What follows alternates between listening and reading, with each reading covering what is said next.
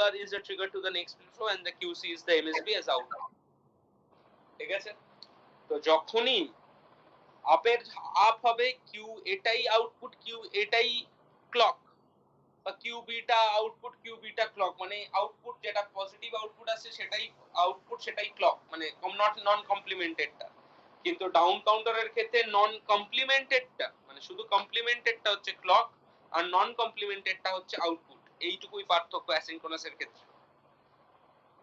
মাথায় থাকবে সবার?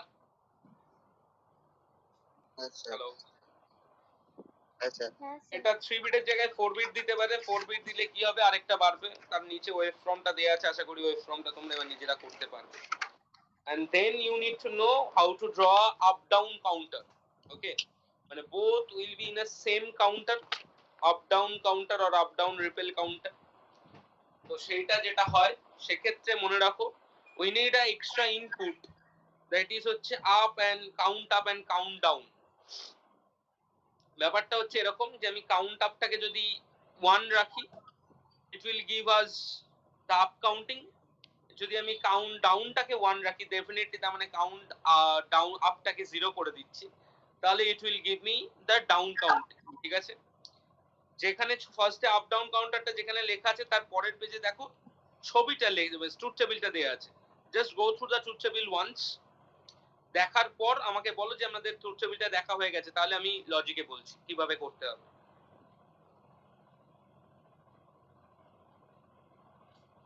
বলবো? দেখা হয়ে গেলে বলো। হ্যাঁ স্যার বলছি। হয়ে গেছে?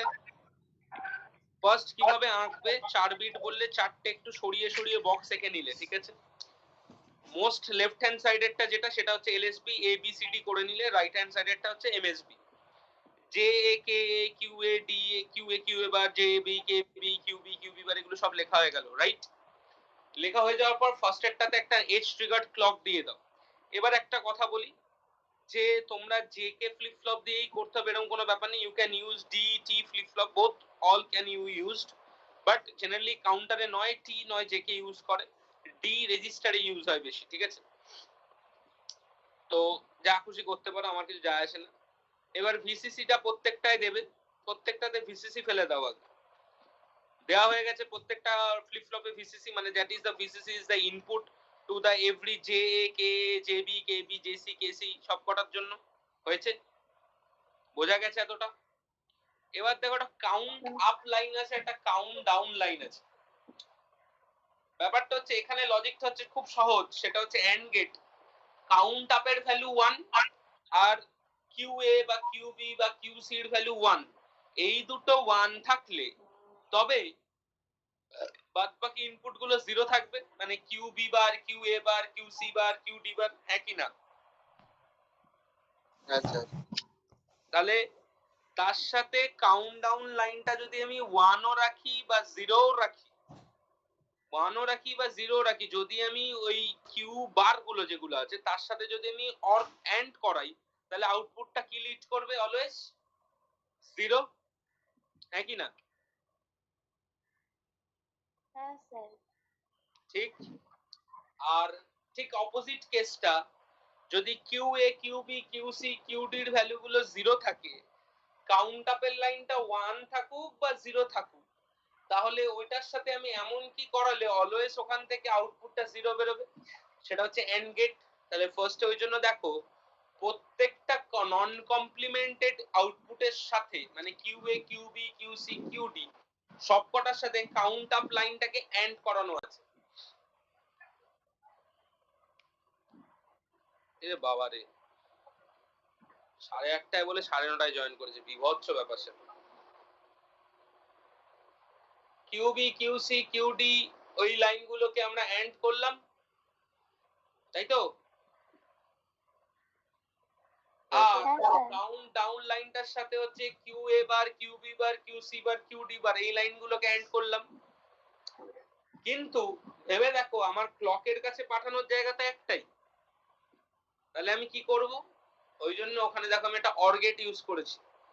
চাইলে কেউ একটা 2x1 মার্কস কো ইউজ করতে পারতো, সেটাও পসিবল, কিন্তু আমরা অর গেট ইউজ করেছি কারণ কস্ট এফিসিয়েন্সির জন্য, ঠিক আছে? কি করলাম?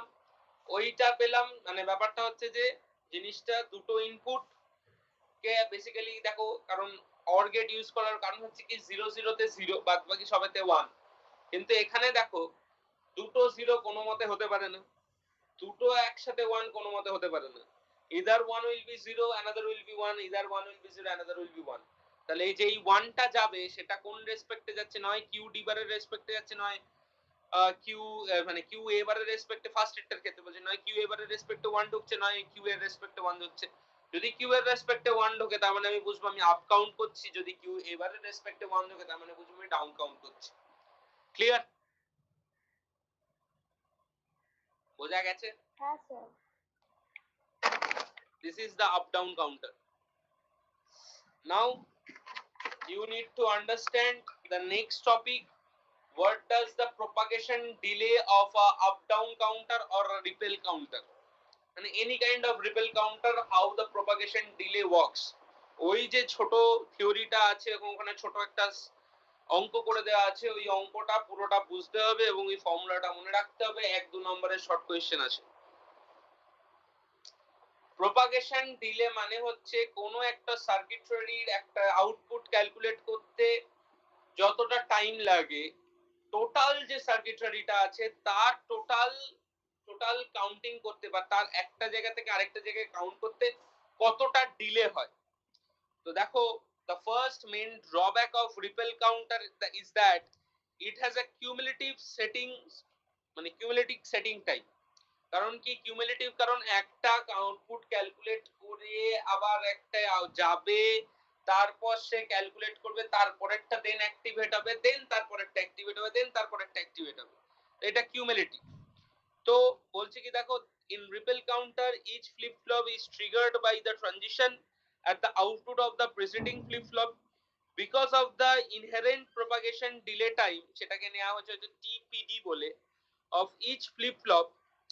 The first flip-flop will not respond for a period of TPD even after receiving a clock pulse. Similarly, the second flip-flop will not respond to the 2PD, মানে 2TPD আর কি, after the input clock pulse occurs. Hence, the nth flip-flop cannot change its state with n into TPD. কারণ দেখো, first clock pulse পাওয়ার পর ও activate হয়ে output production করতে করতে second clock pulse লেগে যায়। দেন তারপরেরটা, তার মানে কি ফার্স্ট এরটা শুধু যদি টিপিডি হয় তাহলে তার সেকেন্ড এরটা অ্যাক্টিভ হচ্ছে কততে? 2 টিপিডি তে। তার মানে হচ্ছে ওর অ্যাক্টিভেট ওর মানে ওর কাজ করতে লেগে যাচ্ছে 2 টিপিডি, তাহলে থার্ড এরটার ক্ষেত্রে 4 টিপিডি, এরকম ভাবে যাবে। তাহলে এন এর জন্য মানে সরি 3 টিপিডি যাবে। তার মানে অ্যাকচুয়ালি কি হচ্ছে, এন খানার জন্য এন টিপিডি হলো। তাহলে even the after clock pulse occurs, therefore to allow all the flip flops in n bit counter to change states in response to a clock, the period of clock t should be t clock greater than equals to n into tpd. The maximum frequency that can be used by the asynchronous counter, সেটা তো আমি নিয়ে নিতে পারি t by t clockটাকে 1 by f clock greater than equals to n into tpd, সেটার থেকেই just করা আছে হচ্ছে 1 by n into tpd greater than equals to f clock. Thus f clock should be less than or equal to 1 by n into tpd. So the maximum clock frequency that can be applied in the n bit synchronous counter is f max equals to 1 into n into tpd. এই ফর্মুলাটা of the propagation delay কাকে বলে, দিলে এই formula asynchronous কাউন্টারে proof করে লিখে দিয়ে আসতে হবে। ঠিক আছে, বোঝাতে পারলাম? হ্যালো, হ্যাঁ স্যার। হ্যাঁ দাদা। এখানে তোমাদের অ্যাসিনক্রোনাস কাউন্টার শেষ হয়, এরপর থেকে আবার শুরু হবে হচ্ছে সিনক্রোনাস কাউন্টার আর parallel counter. Synchronous counter parallel counter হয়ে গেলে তোমাদের ডিজাইন অফ সিনক্রোনাস কাউন্টার, ওখানে মড কাউন্টার শুরু হবে। মড কাউন্টার হয়ে যাওয়ার পর মড কাউন্টার মানে মড কাউন্টারটা বড় এবং তোমাদের অনেক কিছু পড়তে হবে। তারপর তোমাদের আপ ডাউন কাউন্টার আছে, সেটা পড়তে হবে। ওই সেটা দেখ কি দিয়েছে বাড়া, ব্যাস তাহলেই শেষ না চ্যাপ্টার। ওই ভাড়াটা ভাবলে হতো না, বিকজ এমন করে এমন ভাবে অপশনটা সাজিয়েছে যাতে চট করে ধরতেই পারবে না। অন্য অপশনগুলো কি ছিল, আমি একটার সঙ্গে একটাকে ম্যাচ করলাম, না চারটে সহজ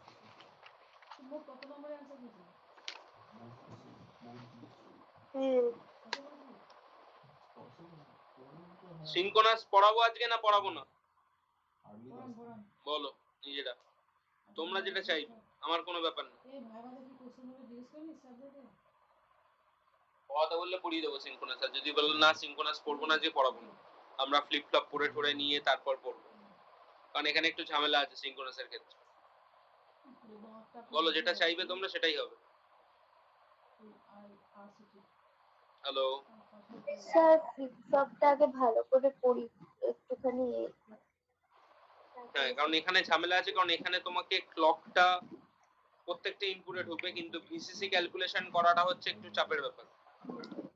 আগের দুটোকে নিয়ে একটা, মানে যেটা ইনপুট হবে, তারপর পরের দুটো তিনটেকে নিয়ে একটা, কেন পরের তিনটেকে একসাথে নিলাম না, এই ব্যাপারগুলো আছে। There is a lots of question on synchronous counter. তো তোমরা যদি বলো যে আমরা আর একটু পড়ে নেবো, একটু ফ্লিপ ফ্লপ দেন করবো, তাহলে আমরা সেটাই করবো, যেটা তোমাদের ব্যাপার, তোমরা যেরকম বলবে, আমার উপর কিছু ফ্লিপ নির্ভর করে না। ফ্লপটা আগে ভালো করে পড়ি। সবারই কি তাই মতামত? হ্যাঁ স্যার। স্যার সংকেত কান্নাকাটি করছে, জয়েন করতে পারছে না বলে। কে সংকেত? হ্যাঁ আমাকে মেসেজ করলো, বললো স্যারকে বল নেট স্লো বাফারিং হচ্ছে, জয়েন করতে পারছি না। বললো কান্নাকাটি না করে জল ঠল খেতে। আরে কান্নাকাটি জুড়ে দিয়েছে।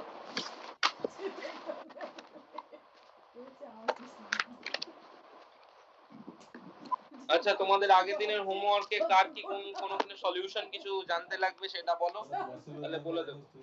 আর যদি স্যার জানতে পড়েছি, দুটোই পড়েছি, কিন্তু ঠিক হয়েছে কিনা জানি না। তাহলে আমায় পাঠিও মা। ঠিক নইলে আছে। কি কি পড়তে দিয়েছিলাম বলো তো? এসআর দিয়ে জেকে, এসআর টু জেকে আর এসআর টু টি। হ্যাঁ T. SR to T. SR to T টাই যেটা আসবে সেটা হচ্ছে S equals to QN bar T আর R equals to QN T. ঠিক আছে, মানে অ্যাভেলেবল হচ্ছে এসআর, রিকোয়ার হচ্ছে টি, তাহলে characteristic table of T flip flop, excitation table for SR flip flop, combine করলে যেটা হবে পাবে। তারপর হচ্ছে বুলিয়ান এক্সপ্রেশন যেটা আসবে কে ম্যাপটা সলভ করে, সেটা হচ্ছে s equals to qn bar t আর r equals to qnt। Then circuit ডায়াগ্রামটা জাস্ট এসআর এর নেবে, নিয়ে ওই দুটোকে জুড়ে দেবে, তাহলেই হবে। ঠিক আছে, বলে দিলাম। হ্যাঁ স্যার। আর যেটা তোমার এসআর টু জেকে, সেটাই হচ্ছে অ্যাভেলেবল এসআর, রিকোয়ার্ড হচ্ছে জেকে, তাহলে তৈরি করতে হবে হচ্ছে characteristic table for JK, excitation table for SR, then combine করবে। কম্বাইন করার পর দেখবে একটা 3 বিট কে ম্যাপ করতে হচ্ছে, সেক্ষেত্রে তোমার s ইকুয়ালস টু আসবে হচ্ছে qn বার j আর r ইকুয়ালস টু আসবে হচ্ছে qn k।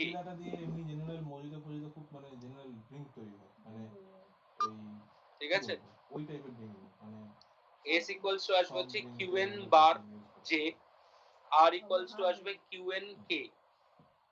দেন নরমাল এসআর এর ব্লক ডায়াগ্রাম, ক্লক দিলে qn এর সঙ্গে তুমি k টাকে কানেক্ট করবে, qn এর সাথে হচ্ছে k টাকে কানেক্ট করবে, আর qn বারের সাথে j টাকে এন্ড গেটে ফেলে দিয়ে এসআর এর মধ্যে ইনপুট করাবে, তাহলেই ওটা জেকের মতো কাজ করবে। ঠিক স্যার আছে, এসআর টু টিটা হয়ে গেছে ঠিক, কিন্তু এসআর টু জেকেটা ভুল হয়েছে। কোনখানে ভুল হয়েছে? স্যার ওই যে দুটো কম্বাইন করার জায়গাটাতেই ভুল হয়েছে। কম্বাইন টেবিলটা আমি বলে দিচ্ছি, লিখে নাও। হ্যাঁ স্যার। ক্যারেক্টারিস্টিক টেবিল তো আশা করি তোমরা লিখতে পারবে, এক্সাইটেশন টেবিলও লিখতে পারবে। ও দুটো হয়ে গেছে, ও দুটো কম্বাইন ভুল করার হতে পারে, কম্বাইনের সময় ভুল হতে পারে। লিখে রাখো কিউএন, মানে হেডিং গুলো দাও QN J K QN plus 1 S R, এই কটা হচ্ছে কলাম নেম গুলো। হয়েছে? হ্যাঁ sir. QN J K QN plus 1 S R, combine করলে এটাই আসবে তো। তাহলে ফার্স্ট এরটার ক্ষেত্রে দেখো, আমি যখন কম্বাইন করছি, আমি কিউএন প্লাস 1 যদি পুরো তুলে নিচ্ছি, চারটে 0 0 0 0 0। দেন এসআর এর ক্ষেত্রে দেখো কিউএন আর কিউএন প্লাস 1 0 0 থাকলে কি হয়, 0 ক্রস বার, মানে 0 ক্রস ডোন্ট কেয়ার, তাহলে 0 ক্রস ডোন্ট কেয়ার লেখো।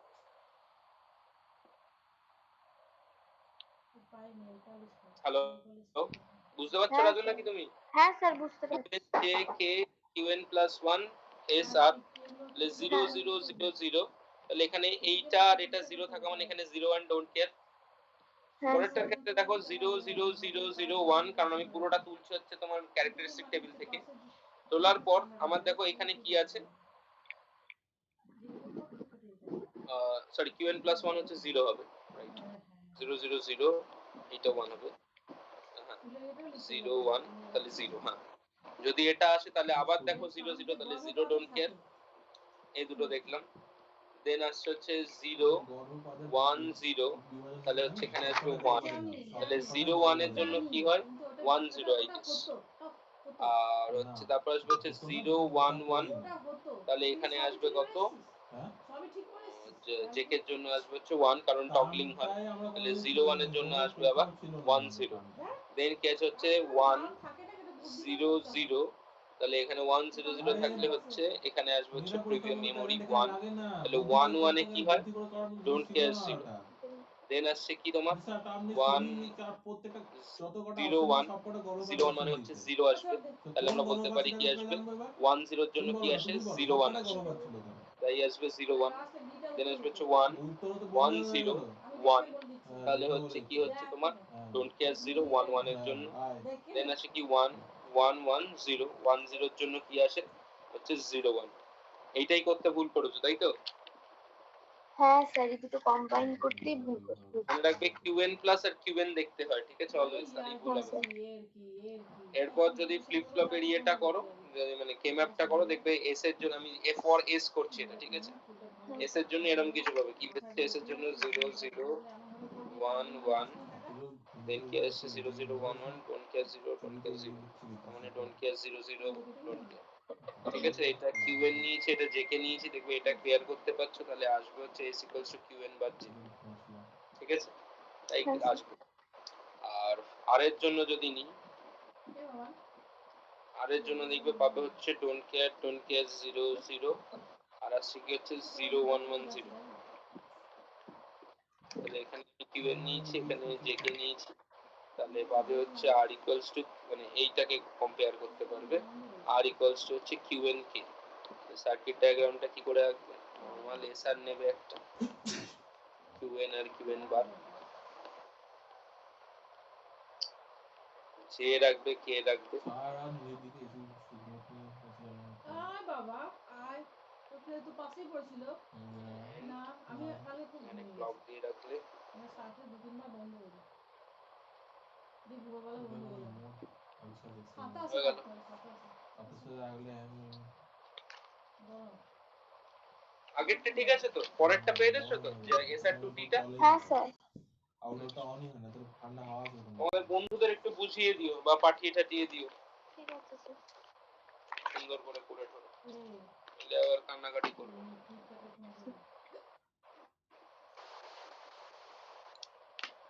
ওকে, বলে দেয়। তাহলে তোমরা ডিজিটালের আগে ফ্লিপ ফ্লপটা অ্যাট লিস্ট পড়ে নাও, দেন আমি কাউন্টারটা আরো মানে কাউন্টারটার ফার্দার জিনিসগুলো পড়াবো, একটা কাস্টমারকে কারণ ফ্লিপ ফ্লপ না পড়ে কাউন্টার পড়া যায় না, বুঝতে পারবে না অ্যাকচুয়ালি, ওই মানে মুখস্থ করার মতো মুখস্থ হবে। Will you guys need a break for COA, না স্টার্ট করে দেবো?